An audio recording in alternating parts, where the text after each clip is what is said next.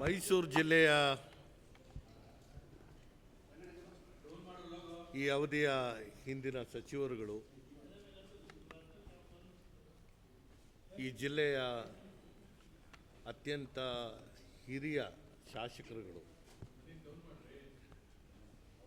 H C Madevappa ಅವರು, ಸನ್ಮಾನ್ಯ ವೆಂಕಟೇಶ್ವರವರು, ನಾನು ಪ್ರಸ್ತುತ ನಡೀತಾ ಇರುವಂಥ ವಿದ್ಯಮಾನಗಳ ವಿಚಾರದಲ್ಲಿ ಚರ್ಚೆ ಮಾಡಿದ್ದೇವೆ. ಮೈಸೂರು, ಚಾಮರಾಜನಗರ, ಹಾಸನ, ಮಂಡ್ಯ ಈ ಭಾಗದ ರಾಜಕೀಯ ವಿಶ್ಲೇಷಣೆಗಳನ್ನ ನಾವು ಈಗಾಗಲೇ ಮಾಡಿದ್ದೇವೆ. ಪ್ರಸ್ತುತ ರಾಜ್ಯ ಸರ್ಕಾರದ ಸಚಿವ ಸಂಪುಟದ ಗೊಂದಲ ಇದೆಲ್ಲವೂ ಚರ್ಚೆ ಮಾಡಿ ಮುಂದಿನ ದಿನಗಳಲ್ಲಿ ನಾವು ಏನು ನಿರ್ಧಾರಗಳನ್ನ ಕೈಗೊಳ್ಳಬೇಕು ಅನ್ನೋದನ್ನು ಚರ್ಚೆ ಮಾಡಿದ್ದೇವೆ. ಹಾಗೂ ವರಿಷ್ಠರ ಜೊತೆಗೆ ಸಮಾಲೋಚನೆ ಮಾಡುವಂತಹ ತೀರ್ಮಾನಗಳನ್ನ ನಾವು ಈಗಾಗಲೇ ಕೈಗೊಳ್ತೀವಿ. ಎಲ್ಲವೂ ಸರಿ ಇದೆ ಅಂತ ಭ್ರಮೆನಲ್ಲೂ ಇಲ್ಲ, ಎಲ್ಲವೂ ಹಾಳಾಗಿದೆ ಅನ್ನೋದು ನಮ್ಮ ಮನಸ್ಸಲ್ಲಿಲ್ಲ. 3 ಜನ ಈ ಜಿಲ್ಲೆಯ ಹಿರಿಯ ಶಾಸಕರುಗಳು ನಮ್ಮದೇ ಆದಂತಹ ಅನುಭವವನ್ನು ಒಟ್ಟಾಗಿ ಈ ಜಿಲ್ಲೆಯ ಪ್ರಗತಿಗೆ ನಾವು ಯಾವ ರೀತಿಯ ಹೆಜ್ಜೆಗಳನ್ನ ಹಾಕಬೇಕು ಅನ್ನೋದನ್ನು ಕೆಲವೊಂದು ಚರ್ಚೆಗಳನ್ನ ಮಾಡಿದ್ದೇವೆ. ಬರುವಂಥ ದಿನಗಳಲ್ಲಿ ಅದಕ್ಕೆ ಸ್ಪಷ್ಟತೆಯಿಂದ ನಾವು ತೀರ್ಮಾನಗಳನ್ನ ತಗೊಳ್ತೇವೆ.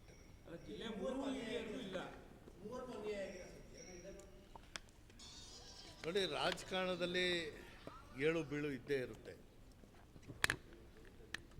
ಅವರು ಸಚಿವರಾಗಿದ್ದಂತಹ ಸಂದರ್ಭದಲ್ಲಿ ನಾನು ಅಸೂಯೆ ಪಟ್ಟಿರಲಿಲ್ಲ. ಇವತ್ತು ನನಗೆ ಆಗಿರುವಂಥದ್ದು ಆ ಅನುಕಂಪ ಅವ್ರ ಮನಸ್ಸಲ್ಲಿದೆ.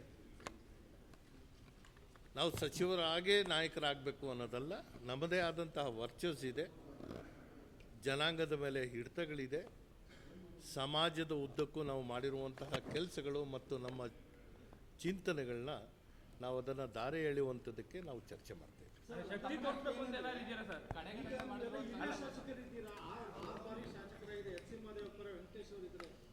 ಒಂದು ಬಾರಿ ಶಾಸಕರಾದವರಿಗೆ ಸಚಿವ ಸ್ಥಾನ ಕೊಟ್ಟು ನಿಮಗೆ ಕೊಟ್ಟಿಲ್ಲ ಅನ್ನೋದು ಜನಸಾಮಾನ್ಯರಲ್ಲಿ ಇರುವಂತ ಒಂದು ಅಭಿಪ್ರಾಯ.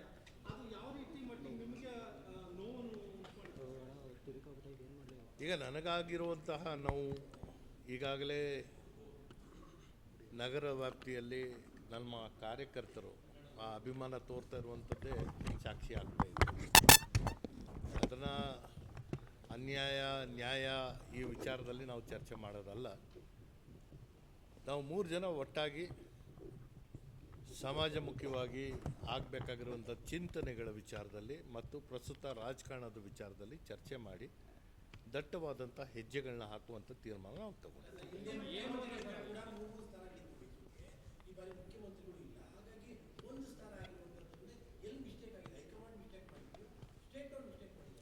ತಪ್ಪು ಯಾರಿಂದ ಆಗಿದೆ ಅನ್ನೋದು ಇನ್ನೂ ಅದು ಯಾರೂ ನಮ್ಮ ಹತ್ರ ಚರ್ಚೆ ಆಗಿಲ್ಲ. ಆದರೆ ಒಂದು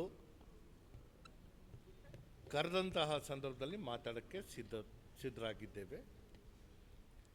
ಗೌರವಕ್ಕೆ ರಾಜಿ ಮಾಡಿಕೊಳ್ಳೋ ಪ್ರಶ್ನೆ ಇಲ್ಲ, ಸ್ವಾಭಿಮಾನಕ್ಕೆ ಧಕ್ಕೆ ಬರೋಕ್ಕೆ ಬಿಡಲ್ಲ. ಸೊ ಇದನ್ನು ಒಟ್ಟಾಗಿ ನಾವು ಈಗೇನು ಚರ್ಚೆ ಮಾಡ್ತಾ ಇದ್ದೀವಿ, ಇದರಲ್ಲಿ ಅನೇಕ ಪ್ರಶ್ನೆಗಳು ನಿಮ್ಮ ಮುಂದೆನೂ ಇದೆ, ಅದಕ್ಕೆ ಉತ್ತರಗಳು ನಮ್ಮ ಹತ್ರನೂ ಇಲ್ಲ. ಈಗ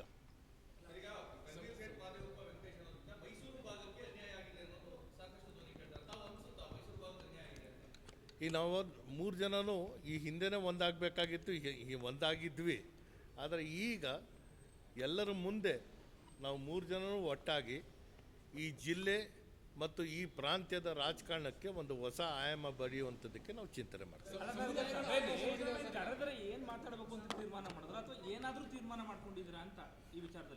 ಇನ್ನೂ ಯಾವ ತೀರ್ಮಾನಗಳಿಲ್ಲ. ಜೊತೆ ಕೂಡಿರೋದೇ ಆರಂಭ, ಮುಂದೆ ಹೆಜ್ಜೆ ಹಾಕ್ತೀವಿ.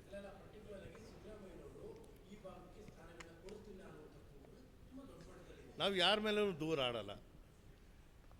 ಸಿದ್ದರಾಮಯ್ಯ ಅವ್ರು ಕೊಡಿಸ್ಬೇಕಾಗಿತ್ತ, ಅಥವಾ ನಮ್ಮ ಬದ್ಧತೆನ ನಾವು ಯಾರ ಜೊತೆ ಸೇರಿಕೊಂಡಿದ್ವಿ ಅವರು ಯಾಕೆ ಕೊಡಿಸಿಲ್ಲ ಅನ್ನೋದು ಈ ಪ್ರಶ್ನೆಗಳು ಒಂದು ಕಡೆಗೆ.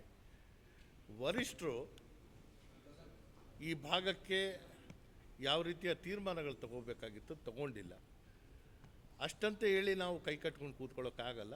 ನಾವು ಈ ಭಾಗದಲ್ಲಿ ನಮ್ಮ ಚಿಂತನೆ ಏನು, ಆ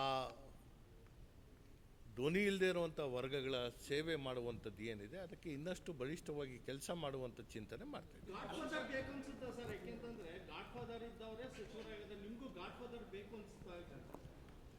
ನೋಡಿ, ದೇವರಿದ್ದಾನೆ ಅನ್ನೋ ನಂಬಿಕೆ ನನಗೂ ಇದೆ. ಆ ದೇವರನ್ನೇ ಅಪ್ಪ ಮಾಡ್ಕೊಳ್ಳೋ ಸ್ಥಿತಿ ಇಲ್ಲ.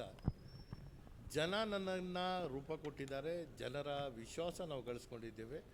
ಜನ ನಮ್ಮ ಕೈ ಹಿಡಿಯೋವರೆಗೂ ನಾವು ಚಲಾವಣೆಯಲ್ಲಿ ಇರ್ತೀವಿ. ಆ ವಿಶ್ಲೇಷಣೆ ಈ ಹಂತದಲ್ಲಿ ಮಾಡೋದು ಬೇಡ. 2028 ಭಾಳ ದೂರ ಇದೆ. ಈಗ ನೀವು ಹೇಳಿದ್ದಕ್ಕೆ ಹೇಳಬೇಕಾಗುತ್ತೆ. 2028ರ ಚಿಂತನೆಯು ಕೂಡ ನಾವು ಚರ್ಚೆ ಮಾಡ್ತೇವೆ.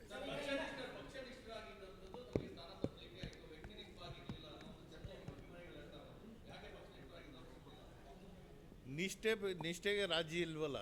ನಿಷ್ಠೆ ಹಿಂದೆನೂ ಇತ್ತು, ಇವತ್ತು ಇದೆ, ಮುಂದೆನೂ ಇದೆ.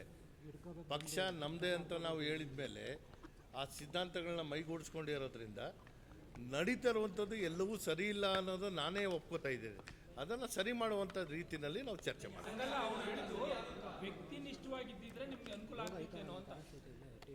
ಇಲ್ಲ, ಎಲ್ಲದಕ್ಕೂ ಒಂದು ಕಾಲ ಬರುತ್ತೆ. ಸೊ ಹಾಗಾಗಿ ಈಗ ನನಗೆ ಅನ್ಯಾಯ ಅಥವಾ ವೆಂಕಟೇಶಣ್ಣಗೆ ಅನ್ಯಾಯ ಆಗಿದೆ ಅಥವಾ ಮಾದೇಪ್ಪ ಅವ್ರಿಗೆ ಅನ್ಯಾಯ ಆಗಿದೆ ಅನ್ನೋದಲ್ಲ. ಅಧಿಕಾರ ಭಾಳ ಹತ್ತಿರದಿಂದನೂ ನೋಡಿದ್ದೇವೆ, ಅಧಿಕಾರ ಅನುಭವಿಸಿದ್ದೇವೆ. ಆದರೆ ರಾಜ್ಯ ವಲಯದಲ್ಲಿ 2028ರ ಒಂದು ಚಿಂತನೆ ಮತ್ತು ನಾವು ಒಪ್ಕೊಂಡಿರುವಂಥ ಸಿದ್ಧಾಂತಗಳನ್ನ ರಾಜಿ ಮಾಡುವಂಥ ಪ್ರಶ್ನೆ ಇಲ್ಲ. ಅದನ್ನು ಮುಂದುವರಿಸುವಂಥದ್ದಕ್ಕೆ ನಾವು 3 ಜನ ಒಟ್ಟಿಗೆ ಸೇರಿದ್ದೇವೆ. ಇದು ಆರಂಭ. ಇನ್ನು ಮುಂದೆ ನಾವು ಜೊತೆಯಾಗಿ ನಾವು ನಮ್ಮ ಕಾರ್ಯವನ್ನು ನಿರ್ವಹಿಸ್ತೇವೆ. ಸಿದ್ದರಾಮಯ್ಯನವರು ಪುತ್ರ ವ್ಯಾಮೋಹಕ್ಕೆ ಒಳಗಾಗಿ ಈ ವಿಚಾರಕ್ಕೆ ನಾನು ನನ್ನ ಯಾವುದೇ ಪ್ರತಿಕ್ರಿಯೆ ನೀಡಲ್ಲ.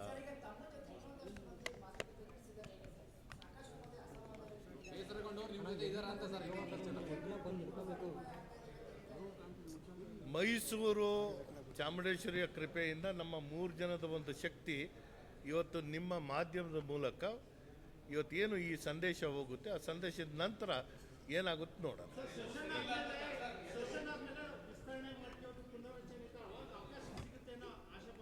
ಅದೆಲ್ಲವೂ ನಮ್ಮ ಕೈನಲ್ಲಿ ಇಲ್ಲ. ಈಗಿರುವಂಥದ್ದು ನಾವು 3 ಜನ ಒಟ್ಟು ಸೇರಿದ್ದೇವೆ. ಇದು ಶಕ್ತಿಯ ಪ್ರಾರಂಭ. ಧನ್ಯವಾದಗಳು. ಸರಿ ಮಾಡ್ತೇವೆ.